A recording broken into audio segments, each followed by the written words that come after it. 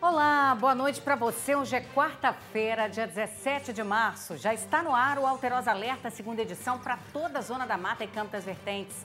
Desde já, muito obrigada pela sua companhia, pelo seu carinho onde quer que você esteja, viu? Quer ficar bem informado? Então fique comigo.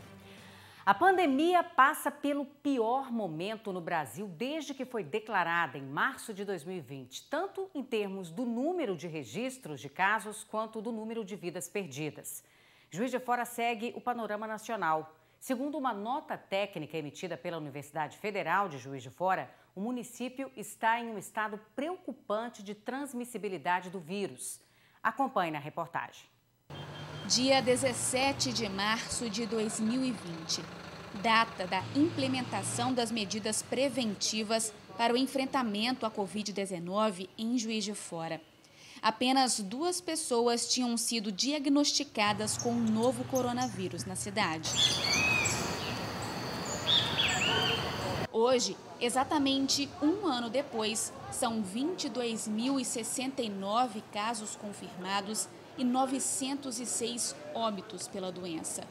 511 pessoas estão hospitalizadas entre UTI e enfermaria no município.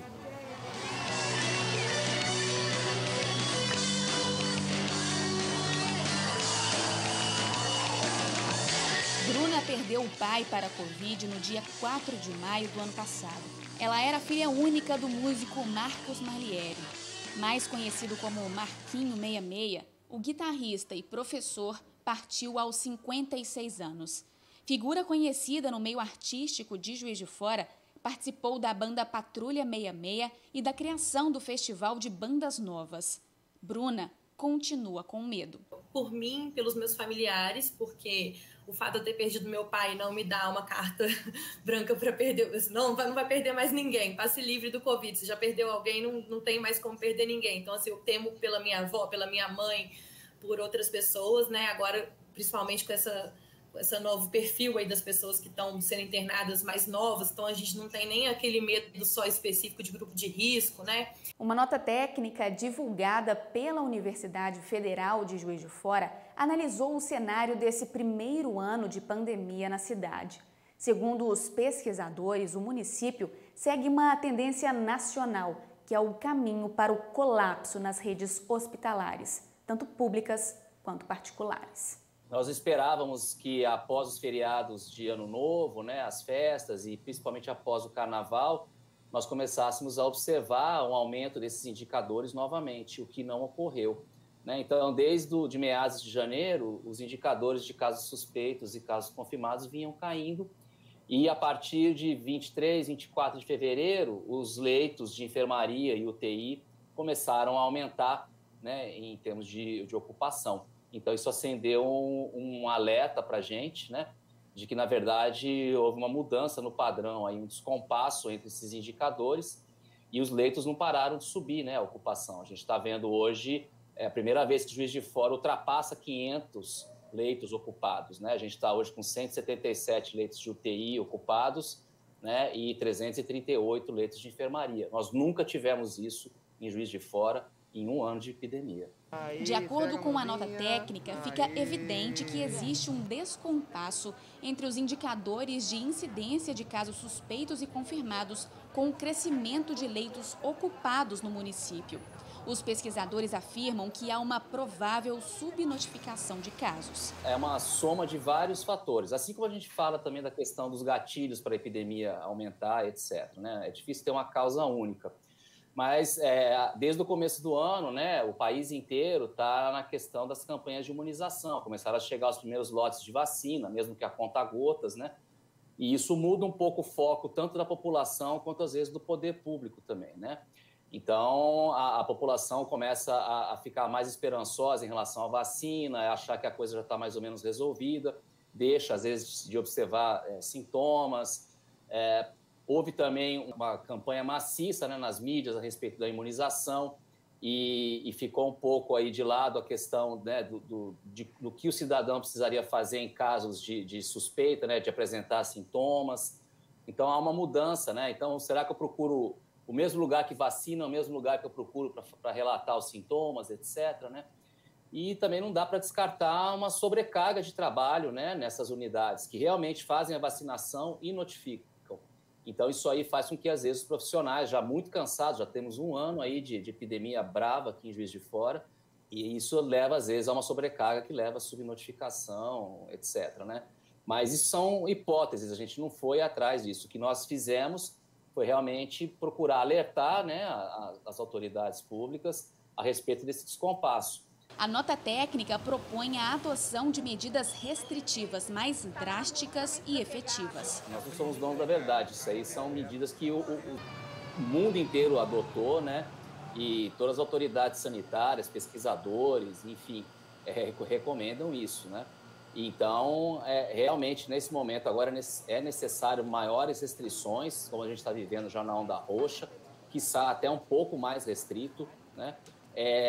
A questão da utilização de máscaras, então a utilização de máscaras hoje é fundamental e até, se possível, utilizar as máscaras, né, do tipo N95, ou se não for possível, usar a máscara cirúrgica com uma outra máscara de não tecido ou de tecido de algodão por cima, porque o que nós temos visto é que a velocidade de transmissão, que deve ser por conta até de novas variantes circulando, elas acabam sendo mais agressivas nisso, e a utilização da máscara é fundamental. O distanciamento social sempre que possível, né? Então manter a distância quando vai conversar, quando vocês estão, né, entre pessoas no trabalho, ou mesmo conversando com familiares, e o isolamento, quer dizer, sair realmente em casos de necessidade extrema e essencial, né?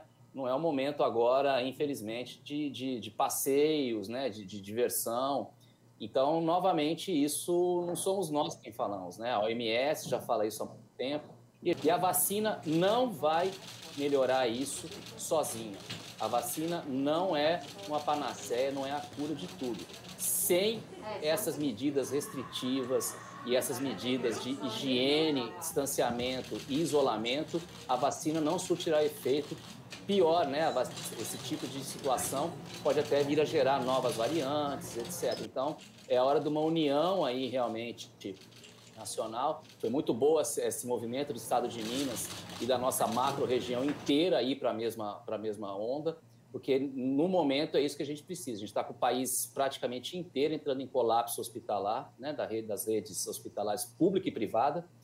E esse agora são as únicas medidas que nós temos para serem adotadas. Toda vez que eu vejo alguém falando assim que é sensacionalismo da mídia, não é para isso tudo, estão tocando terror, ou coisas tipo, vai lá ver nos cemitérios, estão vazios, não tem esse número de mortos não, ou fala o número de recuperados, isso tudo assim, é como se fosse um soco no meu estômago, porque além de ser uma coisa que me deixa indignada como cidadã, como membro de uma sociedade que está vivendo uma pandemia, é uma coisa muito pessoal, é como se estivesse duvidando da minha perda, é como se estivesse duvidando da morte do meu pai, é como se eu estivesse revivendo a morte do meu pai desde maio do ano passado até hoje, com aquela sensação de que não sei quando que isso vai acabar, sabe?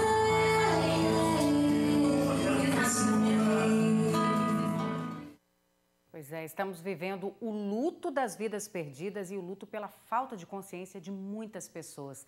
Força e coragem para os profissionais de saúde e para algumas pessoas que também perderam entes queridos nessa batalha. Vou dar uma paradinha, gente. Vou para um rápido intervalo e volto já.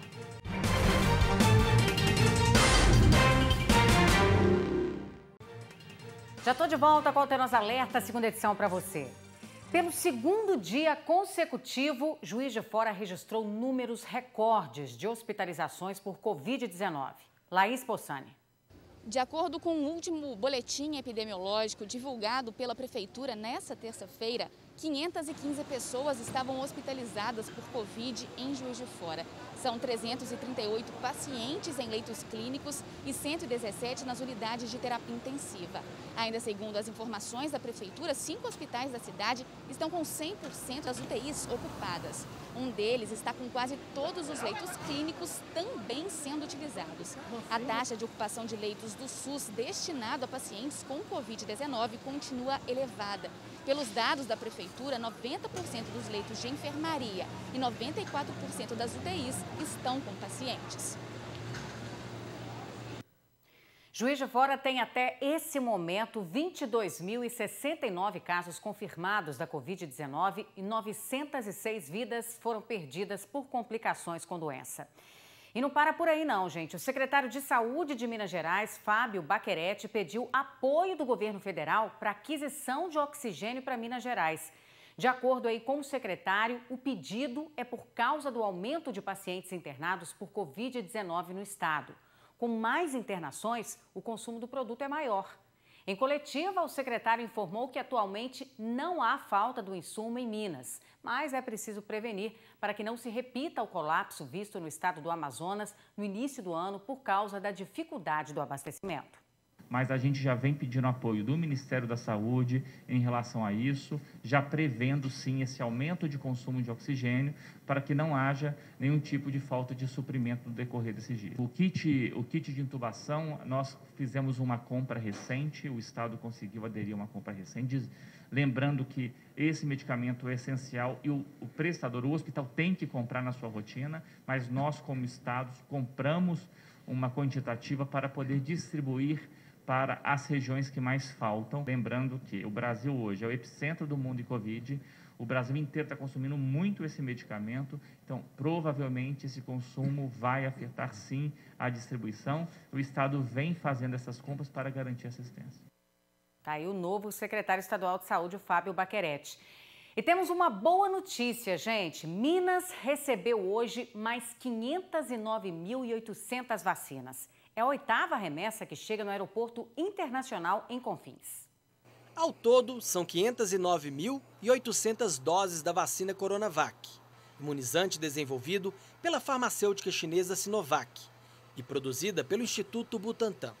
Essa é a 8ª remessa que chega ao estado e é a segunda maior desde o primeiro carregamento, que chegou em janeiro deste ano. Até o momento, o estado já distribuiu mais de 1.800.000 doses da vacina contra o coronavírus. As doses chegam em um momento crítico em Minas Gerais. Ontem, o governador Romeu Zema anunciou a onda roxa por todo o estado. Nesta, que é a maior operação de vacinas da história de Minas Gerais, 10 cidades que fazem parte do programa Minas Consciente estão recebendo doses extras para imunizar a população de 75 a 79 anos. São elas: João Molevade, Varzelândia, Manhuaçu, Caputira, Mutum, Ipanema, Porteirinha, Ponte Nova, Guaraciaba e Araporã. Os municípios foram avaliados a partir da situação crítica em relação à ocupação de leitos, mortalidade e incidência nos últimos 7 dias. De acordo com o último boletim epidemiológico divulgado pela Secretaria de Estado de Saúde, até o momento, são 991.732 casos de Covid-19 confirmados, com 21.029 mortes. Chegada da vacina é sempre uma boa notícia, né? Vou dar uma paradinha, vou para o intervalo e volto já já.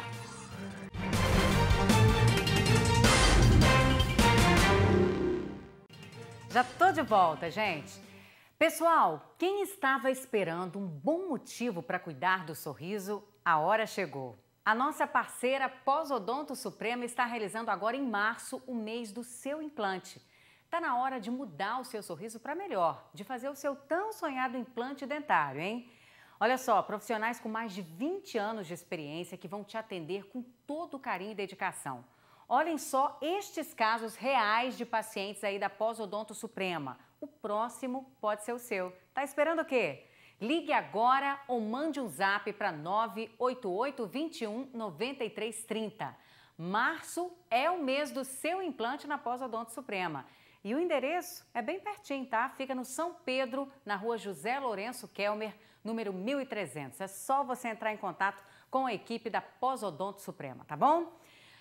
Vamos mudar de assunto um pouquinho agora. Olha só, o corpo de uma mulher foi encontrado no rio Muriaé na noite desta terça-feira. O corpo de bombeiros foi acionado por pessoas que passavam pelo local. Quando os militares fizeram o resgate, a vítima já estava sem vida. A identidade da mulher e a causa da morte ainda não foram confirmadas.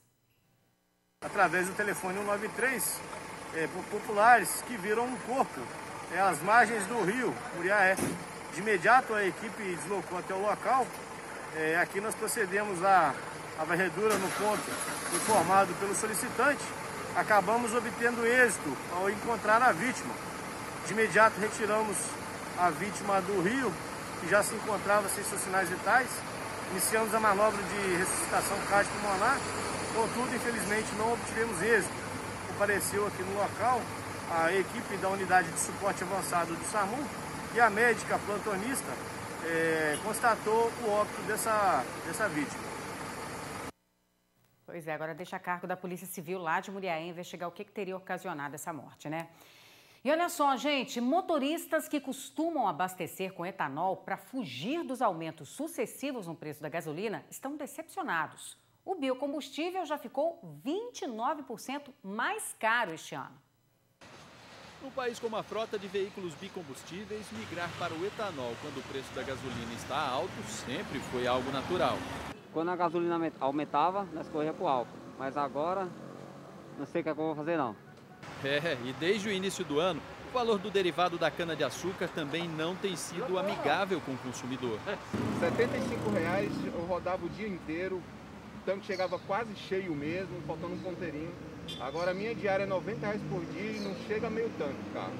O levantamento da Agência Nacional do Petróleo indica que da primeira quinzena de janeiro até a semana passada, o preço do etanol aumentou quase 29%. Também há uma disparidade no valor do combustível no país. Enquanto em São Paulo, quem abastece com etanol paga em média R$ 3,97 por litro, em Porto Alegre, os motoristas chegam a gastar R$ 5,37. Não consigo entender, não dá para saber o motivo, né, que o álcool está subindo também, né? A explicação para a alta do preço do etanol, segundo especialistas, está relacionada a alguns fatores ligados diretamente a uma velha conhecida do mercado, a lei da oferta e da procura. Segundo este professor de economia, a alta da gasolina fez aumentar a procura pelo etanol e os preços seguiram a mesma tendência. Além disso, estamos na entre-safra da cana-de-açúcar e as usinas têm usado apenas os estoques para fornecer o combustível. A safra começa mais próximo ao mês de abril e também a gente vai sofrer esse ano um atraso na safra pelo atraso que houve nas chuvas. E, ao mesmo tempo, você teve aumento do preço da gasolina. Com o preço da gasolina subindo, mais pessoas vão preferir abastecer com álcool e faz com que o preço do álcool suba também, acompanhe o preço da gasolina. Não tá fácil para os motoristas, não. Bom, gente, eu tô indo embora. Obrigada pela sua companhia, pelo seu carinho. Uma ótima quarta-feira para você. Até amanhã, no mesmo horário, às 7h15 da noite. Até lá. Tchau, tchau.